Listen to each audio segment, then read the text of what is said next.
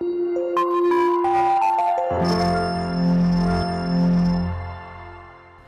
students, hope you all are doing good. Today we are doing the chapter that name is the earliest people. Earliest people यानी पहले के लोग. Today we have many advantages like the telephone, electrical gadgets and motor transport. आज के ज़माने में हमारे पास बहुत सारी सुविधाएं हैं जैसे कि टेलीफोन्स हैं, इलेक्ट्रिकल गैजेट हैं और मोटर ट्रांसपोर्ट हैं इधर उधर जाने के लिए. Some intelligent people invented these during the last 100 years and more, and we have gained from the ideas and knowledge of these people who lived before us. ये बहुत इंटेलिजेंट लोगों ने इन्वेंशन की है इन चीज़ों की, लेकिन ये आइडिया कहाँ से मिला हमें? सालों पहले ये आइडिया हमें मिल चुका था. जैसे लोग लाइफ जीते आए उससे नए नए आइडियाज़ निकलते आए.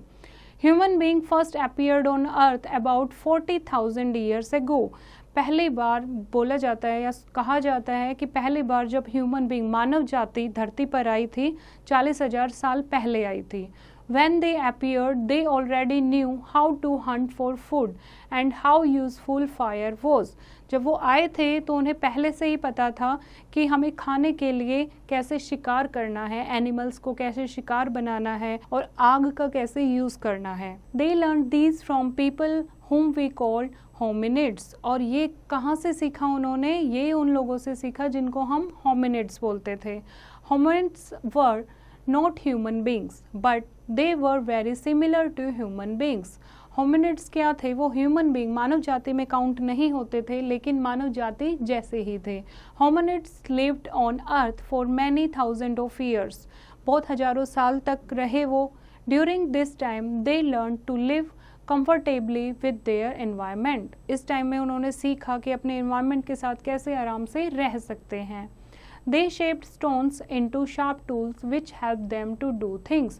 और उन्होंने सीखा कैसे शिकार करने के लिए उन्हें एक शार्प स्टोन की ज़रूरत पड़ेगी तो वो पत्थरों को शेप देते थे. नुकीले औजार बनाए उन्होंने ताकि उनको चीज़ों में कुछ भी काम करने में आसानी हो सके.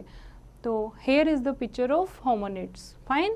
Now tools. Most tools of early human beings were made of stone. ज़्यादातर जो औजार थे पहले के लोगों के वो किसके बने होते थे? स्टोन के बने होते थे, पत्थरों के बने होते थे. Tool makers chipped away at a stone with another stone until they got the shape they needed. जब तक उन्हें अपने अकॉर्डिंग शेप नहीं मिलती थी एक स्टोन से दूसरे स्टोन को घिस कर या मार मार कर सेम उसकी शेप बनाते थे जैसे उन्हें चाहिए होती थी. The earliest tools were shaped like large almonds. Slowly, people grew better in making tools and began to recognize which stones would give them sharper tools. और धीरे धीरे उन्होंने सीख लिया. पहले वो क्या करते थे? बादाम के टाइप के टूल्स बनाते थे, उस शेप में बनाते थे. फिर धीरे धीरे उन्हें समझ आ गया कौन से पत्थर हमें टूल बनाने के लिए यूज़ करने हैं, किन से हम अच्छी शेप दे सकते हैं और किन से नहीं दे सकते.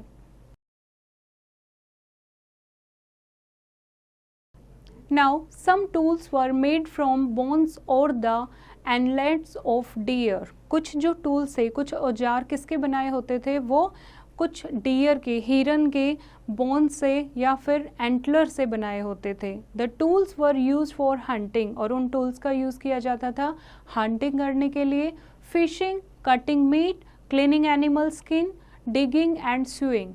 और फिशिंग करने के लिए या मीट को कट करने के लिए या एनिमल्स की स्किन को क्लीन करने के लिए और डिगिंग खोदने के लिए या स्विंग के लिए कुछ सीलने के लिए वो इन टूल्स का यूज़ करते थे. Because so many stone tools have been found this period is called the stone age. और उस टाइम पर जो औजार थे वो सारे पत्थरों के बने होते थे और बहुत सारे स्टोन टूल्स हमें मिलते हैं. तो उस एज को क्या नाम दिया गया? अर्लियर एज को स्टोन एज का नाम दिया गया. पिक्चर में आप देखोगे डिफरेंट टाइप के टूल्स हैं जो पहले के लोगों ने बनाए थे. Now shelters. अब हमने ये देखा कि वो किस टाइप के टूल्स यूज़ करते थे. अब रहते कहाँ थे वो? Remains of shelters have also been found.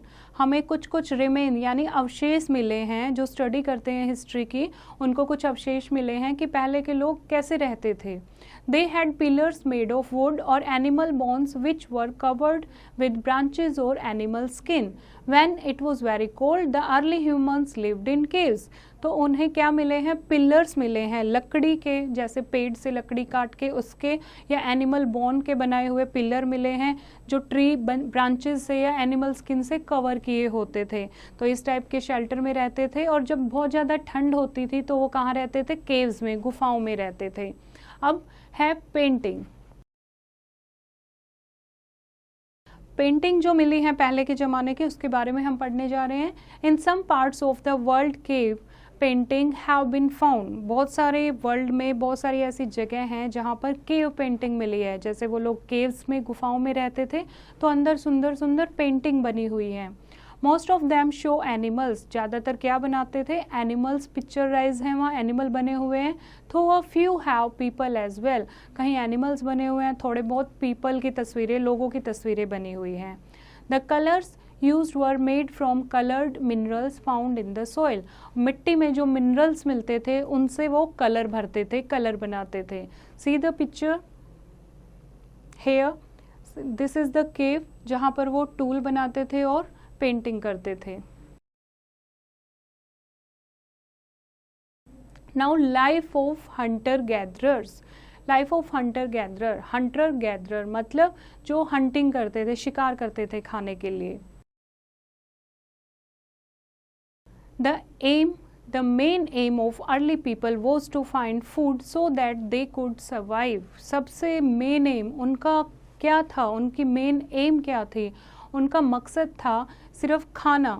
खाना कहाँ से मिले, उनको जीना कैसे है, फूड के साथ वो सरवाइव कर सकते हैं, तो कहाँ से उन्हें खाना मिलेगा। They had to move from place to place in search of food and water. तो खाने और पानी की तलाश में वो इधर से उधर मूव करते रहते थे। They are called hunter gatherers because they lived by hunting wild animals, fishing and gathering wild food such as fruits, nuts, vegetables and honey.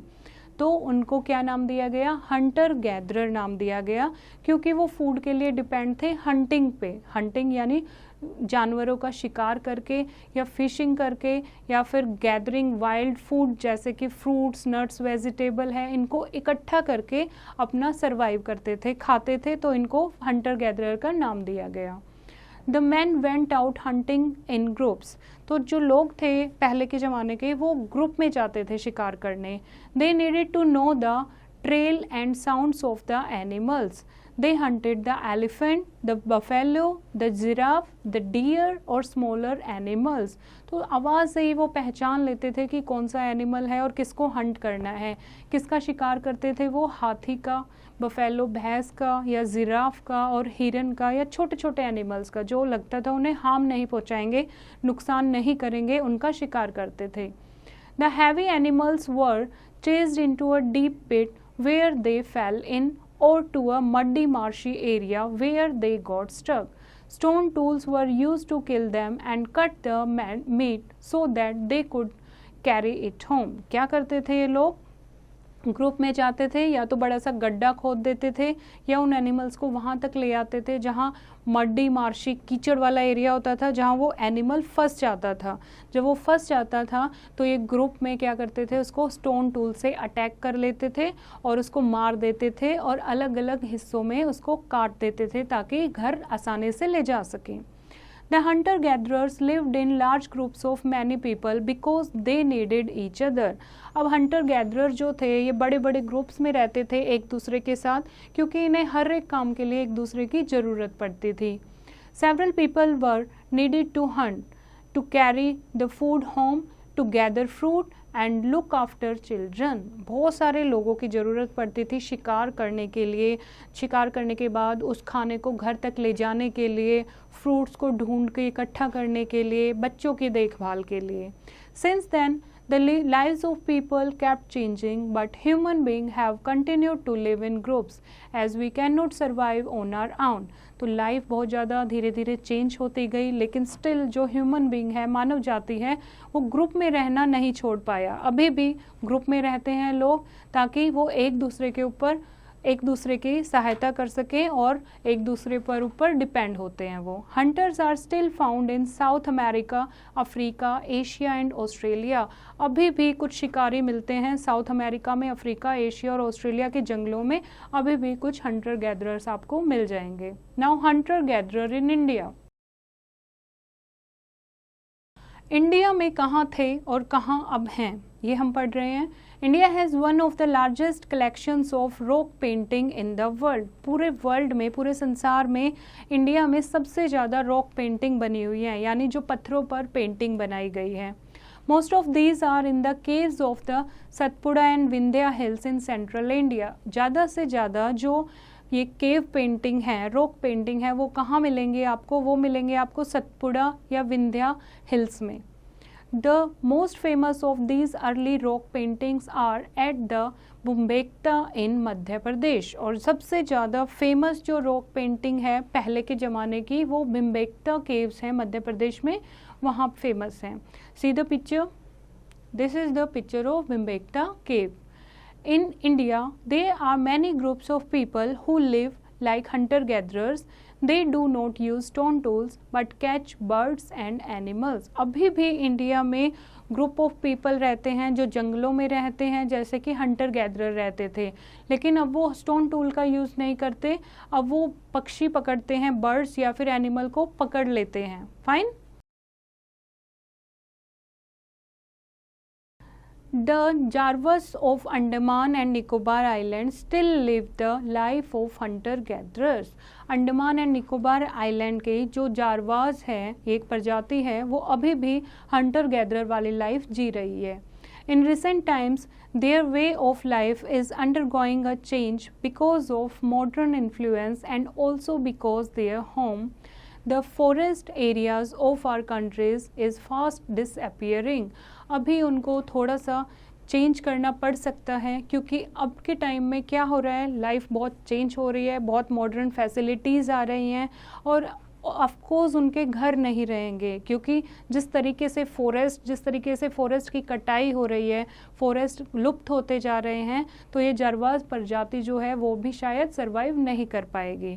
तो दिस इज़ द चैप्टर। जब अर्ली मैन के बारे में आपने पढ़ा, इस चैप्टर को आप दोबारा से रीड करोगे और एक्सरसाइज की प्रैक्टिस खुद करोगे।